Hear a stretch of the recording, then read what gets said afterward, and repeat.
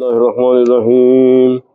انشاءاللہ آج سورہ انعام کی 159ویں آیت 159 سے کی جو ہے انشاءاللہ اس کی آج کی تلاوت شروع کریں گے۔ ان الذين فرقوا دينهم وكانوا شيعا لست منهم في شيء انما امرهم الى الله ثم ينبئهم بما كانوا يفعلون۔ اور جنہوں نے اپنے دین میں جدا جدا راہیں نکالی اور کئی گروہ ہو گئے تو اے محبوب تمہیں ان سے کچھ علاقہ نہیں، اس کا معاملہ اللہ ہی کے حوالے ہے، پھر وہ انہیں بتا دے گا جو کچھ وہ کرتے تھے۔ اب اس کی تفسیر میں یہ ہے کہ مختلف فرقوں میں تقسیم ہو جانے کے بارے میں یہ آیت ہے۔ حضرت عوف بن مالک رضی اللہ تعالیٰ عنہ بیان کرتے ہیں کہ رسول اللہ صلی اللہ علیہ وسلم نے فرمایا یہود 71 فرقوں میں تقسیم ہو گئے، بس ایک فرقہ جنتی ہے، باقی 70 فرقے دوزخی ہیں۔ نصرانی کرسچنز 72 فرقوں میں تقسیم ہو گئے، بس ایک فرقہ جنتی ہے اور 71 فرقے دوزخی ہوں گے۔ اور مجھے قسم ہے اس ذات کی جس کے قبضے قدرت نے میری جان ہے، میری امت 73 فرقوں میں تقسیم ہو جائے گی، بس ایک فرقہ جنتی ہے جبکہ 72 فرقے دوزخی ہوں گے۔ عرض کیا گیا یا رسول اللہ صلی اللہ علیہ وسلم وہ ایک فرقہ کون سا ہو گیا؟ فرمایا وہ جماعت ہے، وہ جماعت ہے۔ تو اب جماعت سے مراد کیا ہے؟ تو جماعت سے مراد مختلف احادیث یہاں ہیں، مگر اس سے پہلی حدیث سواد اعظم ہے۔ سواد اعظم سے مراد جماعت اہل سنت والجماعت، اہل سنت والجماعت، یہ اس سواد اعظم ہے جس کے بارے میں احادیث ہے۔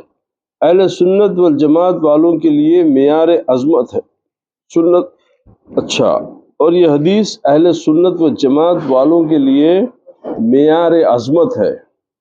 نیز اس حدیث سے اہل سنت والجماعت سے مراد لینا کسی دلیل کا محتاج نہیں ہے، یعنی اب یہ ثابت ہو گئی کہ اس سے مراد اہل سنت والجماعت ہی ہے، اس کے لیے اور کسی یہ حدیث کی موجودگی میں اب کسی دلیل کی ضرورت نہیں ہے، کیونکہ اہل سنت والجماعت کے سوا باقی 72 فرقے اکٹھے کر لیے جائیں تو وہ اس کا 10واں حصہ بھی نہیں بنتے۔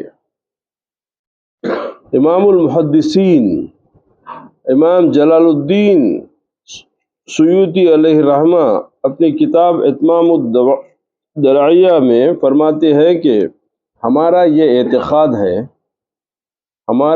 اعتقاد ہے کہ امام شافعی، امام مالک، امام ابو حنیفہ اور امام احمد رضی اللہ تعالیٰ عنہ اور تمام ائمہ اپنے رب کی طرف سے ہدایت پر ہے۔ عقائد اور دوسرے مسائل میں بھی ہمارا یہ اعتقاد ہے کہ امام ابو الحسن العشری اہل سنت کے امام ہیں اور طریقت میں سید الطائفہ حضرت جنید بغدادی علیہ الرحمہ ہمارے امام ہیں۔ یہ اہل سنت والجماعت۔ اب اسی سلسلے میں بیان فرمایا گیا ہے کہ درود و سلام بھیجنا، اب اہل سنت کی شناخت کیا ہے، اہل سنت کی علامت کیا ہے؟ تو بولتے کہ درود و سلام بھیجنا اہل سنت و جماعت کی علامت ہے۔ امام سخاوی رحمۃ اللہ تعالی نے امام زین العابدین رضی اللہ تعالیٰ عنہ سے روایت کیا کہ حضور علیہ الصلوۃ والسلام پر کثرت سے درود بھیجنا اہل سنت ہونے کی علامت ہے۔ صلی اللہ علیہ یا رسول اللہ۔ من جاء بالحسنة فله عشر أمثالها ومن جاء بالسيئة فلا يجزى إلا مثلها وهم لا يظلمون۔ جو شخص ایک نیکی لے کر آئے گا تو اس کے لیے اس جیسی 10 نیکیاں ہوں گی، اور جو برائی لے کر آئے گا سوائے جزا، سو اسے جزا نہیں دی جائے گی مگر اسی کے مثل، یعنی ایک برائی کا عذاب ایک ہی ہے، ایک نیکی کا ثواب 10 گنا ہے۔ اللہ کی تو غفور رحیم ذات ہے، مگر اسی کے مثل، اور ان پر ظلم نہیں کیا جائے گا۔ اس سلسلے میں حضرت ابو ہریرہ رضی اللہ تعالیٰ عنہ سے روایت ہے کہ رسول اللہ صلی اللہ علیہ وسلم نے فرمایا، اللہ تعالیٰ فرماتے ہیں کہ اور ان کی بات سچی ہے کہ جب میرا بندہ کسی نیکی کا ارادہ کرے، میری کسی نیکی کا ارادہ کرے تو اس کے لیے ایک نیکی لکھ دو، پھر اگر وہ اس پر عمل کرے تو اس کے برابر 10 گنا نیکیاں لکھ دو۔ اگر ارادہ کرے کسی نیکی کا اور کسی وجہ سے وہ نہیں ہو سکی، کوئی کسی بھی وجہ سے، تو وہ ارادے کا ثواب آپ کو ایک مل رہا، اور اگر کر لیے تو 10 گنا ثواب ہے۔ اور اگر کسی برائی کا ارادہ کرے تو اس وقت تک نہ لکھو جب تک وہ برائی نہ کرے، اور پھر ایک ہی برائی لکھو، اور اگر وہ اس برائی کو چھوڑ دے یا کبھی آپ صلی اللہ علیہ وسلم نے فرمایا کہ اس برائی پر عمل نہ کرے تو اس کے لیے اس کے بدلے میں ایک نیکی لکھ دو۔ اگر کوئی برائی کا ارادہ کرے اور برائی نہ کرے تو بھی ایک نیکی ہے، کہ برائی پر عمل نہ کرے تو اس کے لیے اس کے بدلے میں ایک نیکی لکھ دو۔ پھر آپ صلی اللہ علیہ وسلم نے یہ آیت پڑھی۔ حضرت عبداللہ ابن عباس رضی اللہ تعالیٰ عنہ سے جو روایت ہے اس میں یوں ہے کہ جب کوئی شخص نیکی کا ارادہ کرنے کے بعد نیکی کرتا بھی ہے تو اللہ تعالیٰ اسے 10 سے لے کر 700 نیکیاں عطا کرتا ہے۔ اب یہ بخاری شریف کی حدیث سے عبداللہ ابن عباس رضی اللہ تعالیٰ، اب انہوں اس کو اس طریقے سے تشریح فرما رہے ہیں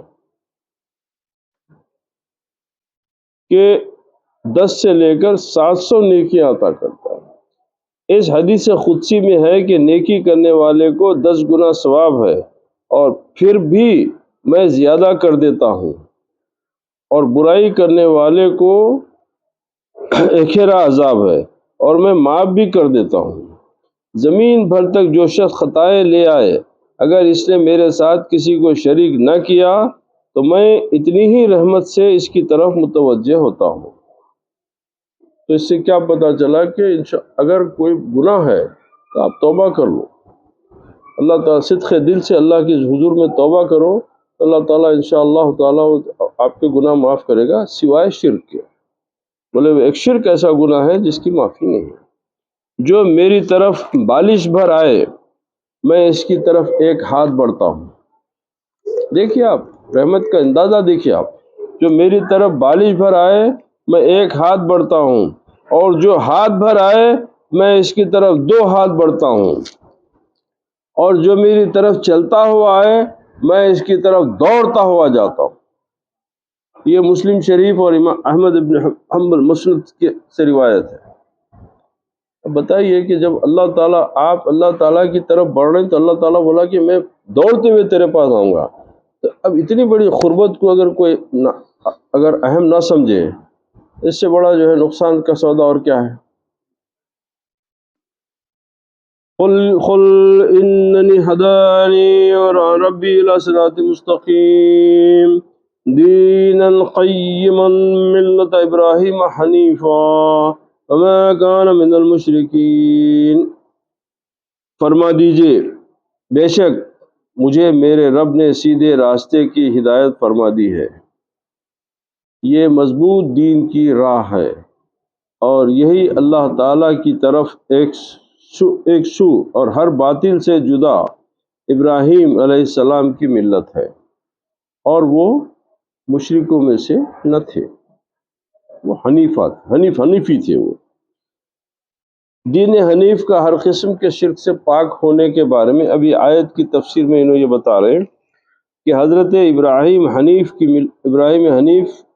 حنیف کی ملت ہے جو مشرکوں میں سے نہ تھے، اس دین سے وہی ہٹ جاتا ہے جو محض بیوقوف ہو، اور آیت میں ہے اللہ کی راہ میں پورا جہاد کرو، وہی اللہ ہے جس نے تمہیں برگزیدہ کیا، کشادہ دین عطا فرمایا جو تمہارے باپ ابراہیم کا دین ہے۔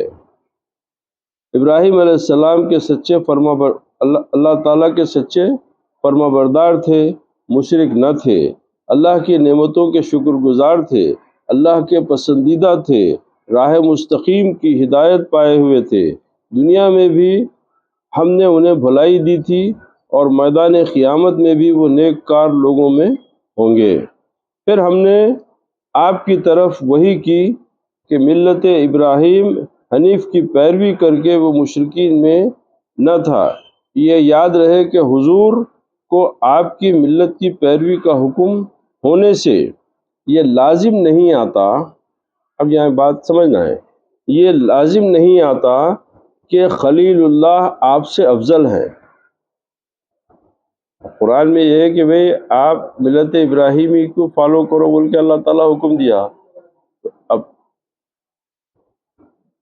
تو اس میں ایک دماغ میں خیال ہو سکتا نا کہ بھئی چونکہ ان کے پہلے نبی تھے تو انہوں افضل تھے، نہیں، بولے کہ یہ لازم نہیں آتا کہ ابراہیم خلیل اللہ آپ سے افضل ہے، اس لیے کہ حضور کا قیام اس پر پورا ہوا اور یہ دین آپ ہی کے ہاتھوں کمال کو پہنچا۔ دین کی تکمیل کس پہ ہوئی؟ رسول اللہ صلی اللہ علیہ وسلم۔ اسی لیے حدیث میں ہے کہ میں نبیوں کا ختم کرنے والا ہوں، یعنی میں خاتم النبی ہوں، اور تمام اولاد آدم کا علی الاطلاق سردار ہوں، اور مقام محمود والا ہوں جس سے ساری مخلوق کو امید ہوگی، یہاں تک کہ خلیل اللہ علیہ السلام کو بھی۔ اب یہاں ایک نکتہ ہے، انشاءاللہ کبھی ایسی موقع نہیں آتا، مگر بعد وقت کبھی ایسے لوگ ایسی بحث اٹھا دیتے کہ بات فتنہ کرنے والے کیا ہے کہ ایک وقت کافی زمانہ پہلے کی بات تھی کہ اٹھا دیا کہ بھئی یہ لوگ جو اہل سنت والجماعت ہے، یہ لوگ جو ہے قرآن کی خلاف ورزی کرتے۔ قرآن میں اللہ یہ چونکہ یہ بات آئی اسی سلسلے میں بات ہے، اسی لیے بتا دے رہا ہوں میں آپ کو کہ قرآن میں ذکر ہے کہ لا نفرق بین احد من رسلی، کہ ہمارے بھیجے ہوئے رسولوں میں فرق مت کرو۔ قرآن کی آیت ہے کہ ہمارے بھیجے ہوئے رسولوں میں فرق مت کرو۔ جب قرآن یہ فرما رہا کہ فرق مت کرو تو پھر آپ جو ہے سید الانبیاء، امام الانبیاء، افضل الانبیاء، سید المرسلین، تو ایسے القاب کے ساتھ آپ فرق کر رہے ہیں، آپ کہ نبی علیہ السلام کو جو ہے تمام انبیاء سے افضل بول رہے ہیں، سب کا سید، سب کا سردار بول رہے ہیں، تو یہ قرآن کی آیت کے خلاف پڑ رہا۔ قرآن تو بول رہا ہے کہ فرق مت کرو، تو ہم یہ فرق کر رہے ہیں نا، ہم تو بول رہے ہیں کہ میرے آقا سید الانبیاء ہے، سرور الانبیاء ہے، سید المرسلین ہے، افضل الانبیاء ہے، تو اس کو کیسے جسٹیفائی کریں گے آپ؟ تو اس کو جسٹیفیکیشن کے لیے یہ ہے کہ جہاں کہیں یہ آیات آئے ہیں کہ میرے نبیوں میں فرق مت کرو، تو وہاں پر آیت کی ابتدا کو دیکھو آپ کہ وہاں پر ایمان لانے میں فرق مت کرو ہے، فضیلت کے لیے نہیں ہے، وہ فضیلت کے لیے نہیں بیان ہوئی کہ یہ سب ہمارے بھیجے ہوئے نبی ہیں، ان کے نبی ہونے کے میں فرق مت کرو ہے، ان کے نبی ہونے کے بیچ میں فرق مت کرو ہے۔ افضلیت کا ذکر تو قرآن شریف ہے نا، تلک الرسل فضلنا بعضهم علی بعض، یہ ہمارے رسولوں بھیجے ہوئے رسولوں میں بعض کو بعض پر فضیلت ہے، کسی سے ہم نے جو ہے بات کی، کسی کو ہم نے جو ہے اپنی روح سے جو ہے پیدا کیا، قرآن کا ذکر ہے، تلک الرسل کا جو آپ جب آیت شروع کریں گے تو اسی میں ہے کہ ہم نے بعض کو بعض پر فضیلت دی، تو فضیلت کے واسطے نہیں ہے یہ آیت۔ ہم جو سرکار کی یہ فضیلت کے بارے میں بول رہے ہیں کہ آپ سید الانبیاء ہے، سرور الانبیاء ہے، تو یہ فضیلت سرکار کو اللہ تعالیٰ کی طرف سے دی ہوئی ہے، اس میں نبیوں میں فرق کی بات نہیں، فرق کا ذکر ہے کہ جہاں ایمان لانے میں، تو یہ ہمارا ایمان ہے کہ تمام یہ انبیاء اللہ کے رسول ہیں، نبی ہیں، یہ اللہ کی طرف سے بھیجے ہوئے ہیں، اس میں ہمارا فرق نہیں کر رہے۔ فضیلت کے بارے میں کیونکہ قرآن خود بولا کہ میرے بھیجے ہوئے رسولوں میں بات پر فضیلت ہے، تو معاملہ ختم ہو گیا۔ اب اس پہ ایک صاحب ایک فتنہ اٹھائے، انہوں بولے کہ بھئی اگر ایسا ہے تو پھر درود ابراہیمی تو ابراہیم علیہ السلام کی فضیلت ثابت ہو رہی۔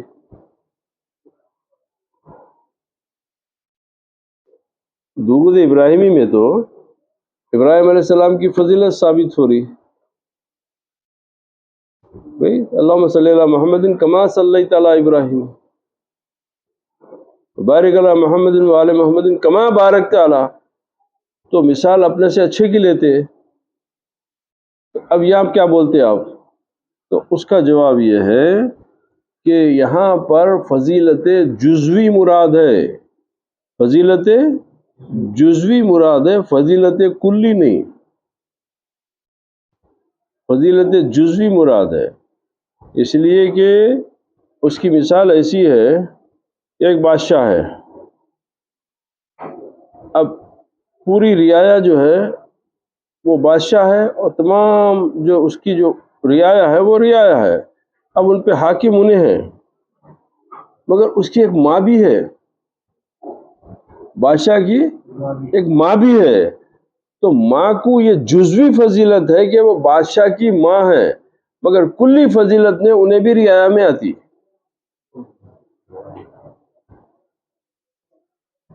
کلی فضیلت نے انہیں بھی رعایا میں آتی۔ تو اب چونکہ آپ رحمت للعالمین ہیں تو وہ دیگر انبیاء بھی آپ کی رحمت کے دائرے میں آ گئے، سمجھ گئے؟ ٹھیک ہے۔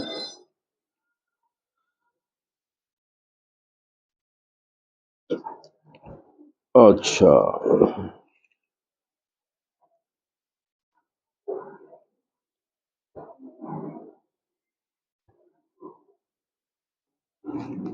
تو اس کے بعد یہ ہے کہ اور ایک مسند کی حدیث میں ہے کہ جس دن حضرت عائشہ رضی اللہ تعالیٰ عنہ نے رسول صلی اللہ علیہ وسلم کے مونڈوں پر منہ رکھ کر حبشیوں کی جنگی کرتب ملاحظہ فرمائے تھے، اس دن آپ نے یہ بھی فرمایا تھا کہ یہ اس لیے کہ یہود یہ جان لے کہ ہمارے دین میں کشادگی ہے۔ خیر ایک دوسرا مضمون ہے، اس کی ضرورت نہیں ہے۔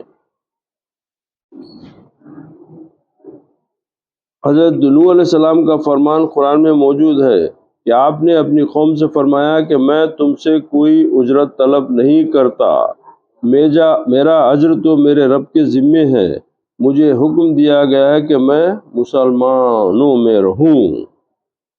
ملت ابراہیمی سے وہی ہٹتا ہے جس کی قسمت پھوٹ گئی ہو، وہ دنیا میں بھی برگزیدہ رفتہ اور آخرت میں بھی صالح لوگوں میں سے ہے۔ جب اس کے رب نے فرمایا تو تابعدار بن جا، اس نے جواب دیا کہ میں رب العالمین کا فرما بردار ہوں۔ اسی کی وصیت ابراہیم نے اپنے بچوں کو کی تھی اور یعقوب نے اپنی اولاد کو کہ اے میرے بچوں، اللہ نے تمہارے لیے دین کو پسند فرما لیا ہے، پس تم اسلام ہی پر مرنا۔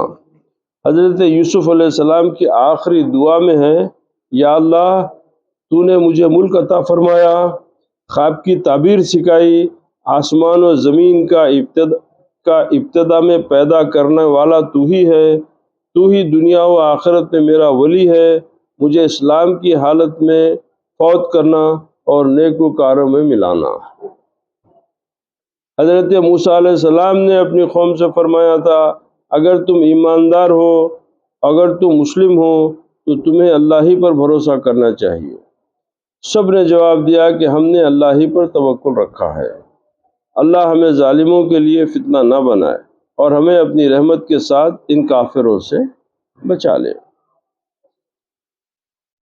قل انی صلاتی و نسکی و محیای و مماتی للہ رب العالمین، فرما دیجئے کہ بے شک میری نماز، میرا حج اور قربانی سمیت سب بندگی اور میری زندگی اور میری موت اللہ کے لیے ہے جو تمام جہانوں کا رب، جو تمام جہانوں کا رب ہے۔ اب یہاں پر قربانی کی اہمیت کا بیان بھی آ گیا۔ جہاں تک قربانی کی مقبولیت اور اجر و ثواب کا تعلق ہے تو خلوص نیت کے ساتھ قربا صحت مند اور بیش قیمت جانور کی قربانی اس کا اہم ذریعہ ہے۔ چنانچہ ام المومنین حضرت عائشہ صدیقہ رضی اللہ تعالیٰ عنہ بیان کرتی ہے کہ رسول اللہ صلی اللہ علیہ وسلم نے ارشاد فرمایا کہ قربانی کے دن اللہ تعالیٰ کے نزدیک اولاد آدم کا کوئی بھی عمل خون بہائے یعنی قربانی کرنے سے زیادہ پسندیدہ نہیں۔ بلا شبہ قیامت کے دن قربانی کا جانور زندہ ہو کر اپنے سینگوں، بالوں اور کھروں سمیت آئے گا،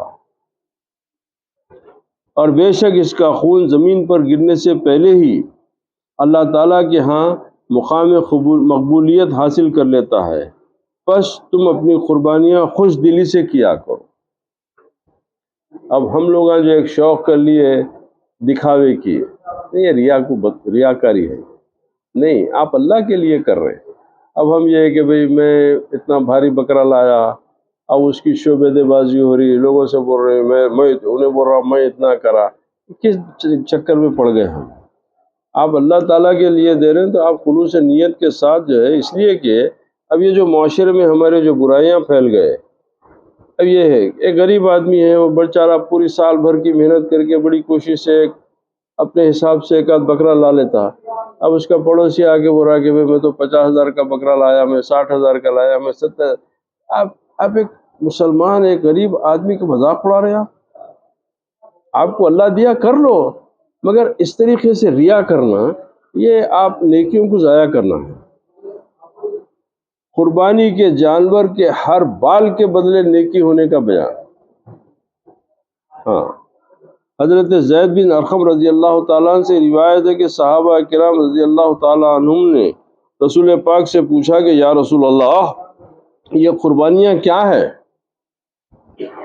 آپ صلی اللہ علیہ وسلم نے ارشاد فرمایا کہ قربانی تمہارے باپ حضرت ابراہیم علیہ السلام کی سنت ہے۔ صحابہ نے عرض کیا کہ یا رسول اللہ صلی اللہ علیہ وسلم، اس میں ہمارے لیے کیا اجر و ثواب ہے؟ آپ صلی اللہ علیہ وسلم نے فرمایا کہ قربانی کے جانور کے ہر بال اور اون کے بدلے میں ایک نیکی ملتی ہے۔ اللہ اکبر۔ اب یہ حدیث سنن ابن ماجہ، مسند امام احمد اور مشکات المصابیح سے لی گئی۔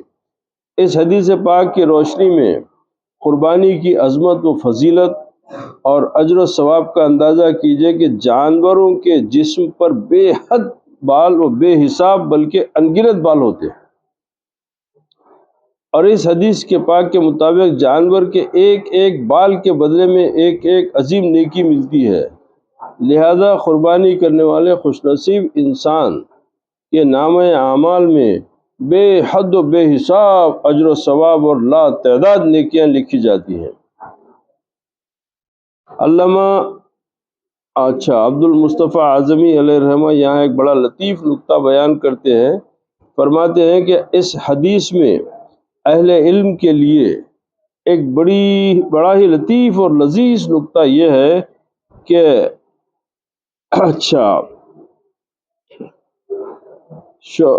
شعرا و حصہ دونوں ہی نکرہ ہیں، مگر شعرا کی تنوین مطلب یہ ہوا کہ قربانی کے جانور کے چھوٹے چھوٹے اور حقیر سے حقیر بال کے بدلے بھی بڑی سے بڑی اور عظیم سے عظیم تر نیکی ملتی ہے۔ حضرت ابو سعید خدری رضی اللہ تعالیٰ عنہ بیان کرتے ہیں کہ رسول اللہ صلی اللہ علیہ وسلم نے فرمایا، اے فاطمہ، کھڑی ہو اپنی قربانی پر، اور قربانی کے وقت جانور کے پاس حاضر رہو، کیونکہ قربانی کے جانور کے خون کے ہر قطرے کے بدلے میں تمہارے سارے پچھلے گناہوں کو بخش دیا جائے گا۔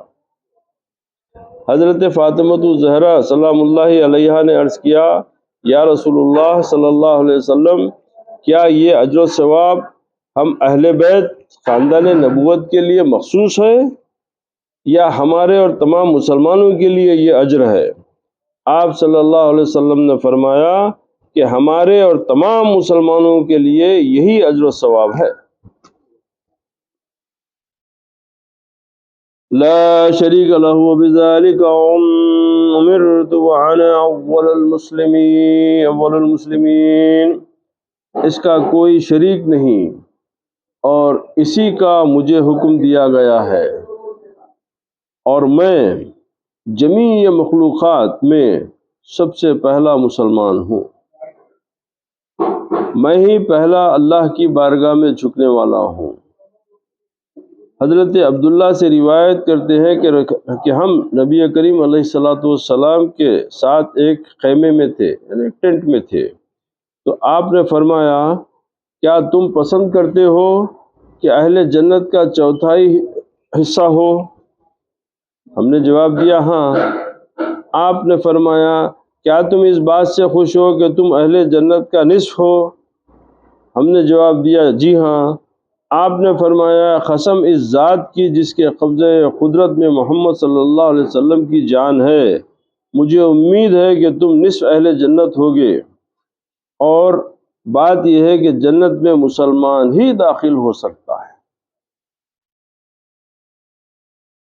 اور تم اہل شرک کے مقابلے میں اس طرح ہو جس طرح سیاہ بیل کی کھال پر سفید بال یا سرخ بیل کی کھال پر سیاہ بال ہوتا ہے۔ قل غیر اللہ ابغی ربا وهو رب كل شيء ولا تكسب كل نفس الا عليها ولا تزر وازرة وزر اخرى ثم الى ربكم مرجعكم فينبئكم بما كنتم فيه تختلفون۔ فرما دیجئے کیا میں اللہ کے سوا کوئی دوسرا رب تلاش کروں؟ حالانکہ وہی ہر شے کا پروردگار ہے، اور ہر شخص جو بھی گناہ کرتا ہے اس کا وبال اسی پر ہوتا ہے، اور کوئی بوجھ اٹھانے والا دوسرے کا بوجھ نہیں اٹھائے گا، پھر تمہیں اپنے رب ہی کی طرف لوٹنا ہے، پھر وہ تمہیں ان باتوں کی حقیقت سے آگاہ فرما دے گا جن میں تم اختلاف کیا کرتے تھے۔ اس کی تفسیر میں یہ فرمایا گیا ہے کہ یہ آیت کی شان نزول کے بارے میں یہ ہے کہ کفار نے نبی کریم علیہ الصلوۃ والسلام سے کہا تھا کہ آپ ہمارے دین کی طرف لوٹ آئیے اور ہمارے معبودوں کی عبادت کیجیے۔ حضرت ابن عباس رضی اللہ تعالیٰ عنہ نے فرمایا کہ ولید بن مغیرہ کہتا تھا کہ میرا راستہ اختیار کرو، اس میں اگر کچھ گناہ ہے تو میری گردن پر۔ اس پر یہ آیت کریمہ نازل ہوئی اور بتایا گیا کہ وہ راستہ باطل ہے۔ خدا شناس کس طرح گوارا کر سکتا ہے کہ اللہ کے سوا کسی اور کو رب بنائے، اور یہ بھی باطل ہے کہ کسی کا گناہ دوسرا اٹھا سکے۔ اس آیت میں مشرکین مکہ ولید بن مغیرہ وغیرہ کی اس بات کا جواب ہے جو وہ رسول اللہ صلی اللہ علیہ وسلم اور عام مسلمانوں سے کہا کرتے تھے کہ تم ہمارے دین میں واپس آ جاؤ تو تمہارے سارے گناہوں کا بھار ہم اٹھا لیں گے۔ اس پر فرمایا کہ رسول اللہ صلی اللہ علیہ وسلم کو ارشاد ہے کہ آپ صلی اللہ علیہ وسلم ان سے کہہ دیجئے کہ کیا تم مجھ سے یہ چاہتے ہو کہ تمہاری طرح میں بھی اللہ کے سوا کوئی اور رب تلاش کر لوں، حالانکہ وہی سارے جہان اور ساری کائنات کا رب ہے۔ اس گمراہی کی مجھ سے کوئی امید نہ رکھو۔ باقی تمہارا یہ کہنا کہ ہم تمہارے گناہوں کا بھار اٹھا لیں گے، یہ خود ایک حماقت ہے۔ گناہ تو جو شخص کرے گا اسی کے نام عالمہ میں لکھا جائے گا، اور وہی اس کی سزا کا مستحق ہوگا۔ تمہارے اس کہنے سے وہ گناہ تمہاری طرف کیسے منتقل ہو سکتا ہے؟ اور اگر خیال ہو کہ حساب اور نامہ اعمال میں تو انہی کے رہے گا، لیکن میدان حشر میں اس پر جو سزا مرتب ہوگی وہ سزا ہم بھگت لیں گے۔ اس خیال کو بھی اس آیت کے اگلے جملے نے، یعنی قیامت کے روز کوئی شخص دوسرے کا بھار نہیں اٹھائے گا، رد کر دیا۔ اللہ سبحانہ وتعالی۔ تو آج کے لیے انشاءاللہ 164ویں آیت تک کی جو ہے آج تلاوت ہوئی، اور انشاءاللہ پھر آئندہ جو ہے